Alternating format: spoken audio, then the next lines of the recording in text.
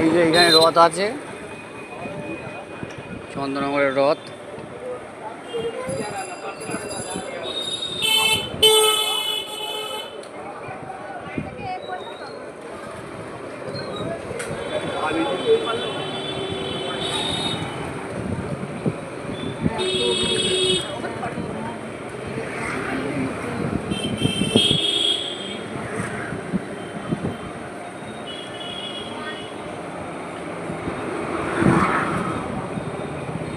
এইখান দিয়ে চন্দননগরের ঠাকুর বিসর্জন হয়, এই রাস্তা দিয়ে যায় জগদ্ধাত্রী পুজোর বিসর্জন।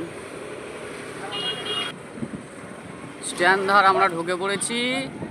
এইখানেতে পয়সেন হয় ঠাকুরের এই রাস্তা দিয়ে জগদ্ধাত্রী পুজোর জগদ্ধাত্রী পুজোর চন্দননগর স্ট্যান্ড ধার চলে এলাম আমরা।